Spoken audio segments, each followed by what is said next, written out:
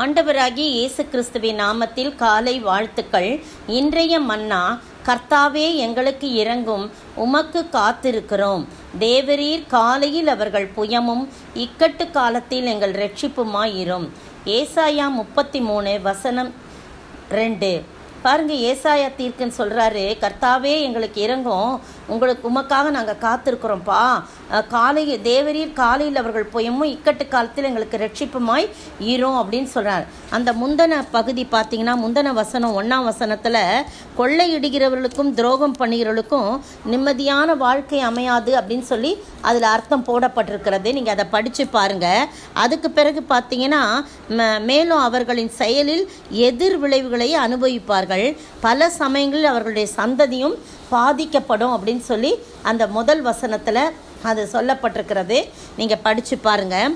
அதுக்கு பிறகு 2வது இதில் தான் அந்த கொள்ளையிடுகிறவன் என்பது என்ன அப்படின்னா, அசிரியாவின் அரசரை குறிக்கிறது என்று பல வேத வல்லுநர்கள் கருதுகின்றாங்களாம். அதனால் ஆனால் இனி வரப்போகிற அந்தி கிறிஸ்துவுக்கும் அது பொருந்தும் அப்படின்னும் சொல்லப்படுகிறது. ஏனெனில் அவன் பாழாக்கும் அருவருப்பாக எருசலேமுக்கு எதிராக கொடிய செயல்கள் செய்ய இருக்கிறான் என்று சொல்லப்பட்டிருக்கு. தானியல் 9:27 கூட அது தீர்க்க தரிசனமாக சொல்லப்பட்டிருக்கிறத பார்க்கிறோம். அதனால தான் 2ஆம் வசனம் சொல்லுது. இப்போ நம்ம தியான வசனம், யூதர்களை அழிப்பதற்கு அந்தி கிறிஸ்து தீவிரமாய் செயல்படும் போது, அதாவது மகா உபத்திரவத்தின் காலம், அந்த காலத்தின் போது என்ன நடக்குது அப்படின்னு சொல்லும்போது, யூதர் இவ்விதமாக கர்த்தரிடத்தில் வேண்டுதல் செய்வாராம். கர்த்தாவே உமக்கு காத்திருக்கிறோம், எங்களுக்கு இறங்கும் அப்படின்னு சொல்லி அவங்க வேண்டுதல் செய்வார்னு தீர்க்க தரிசனமாக இந்த வசனம் அமைகிறது.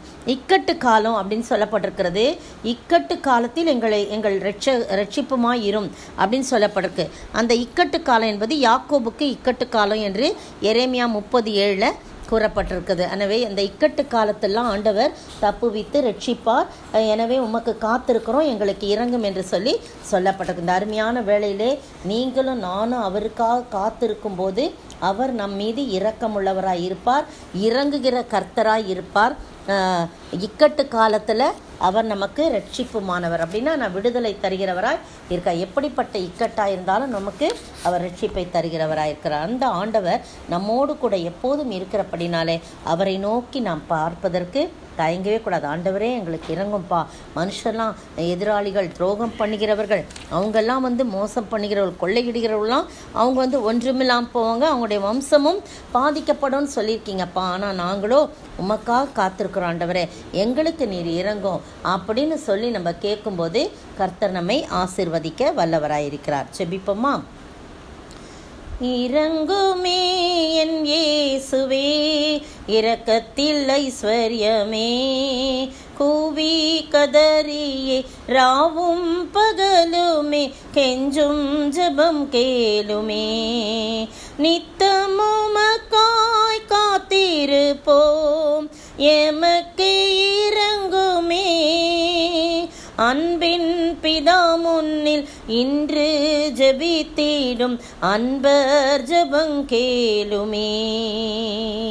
அன்பின் பிதா முன்னில் இன்று ஜெபித்திடும் அன்பர் ஜெபங்கேளுமே.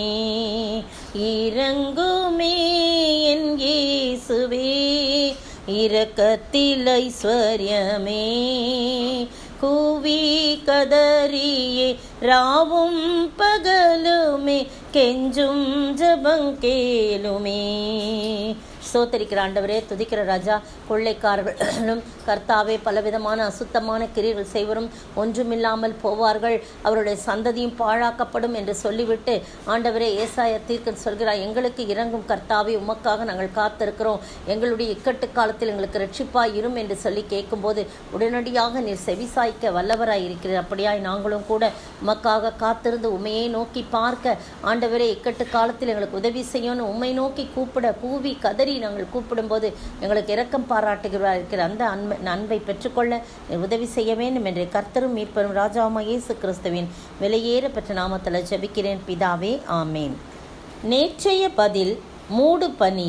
ஆதியாகமம் 2:6. இன்றைய கேள்வி, கடல்துறை அருகே குடியிருப்பவன் யார்? கடல்துறை அருகே குடியிருப்பவன் யார்?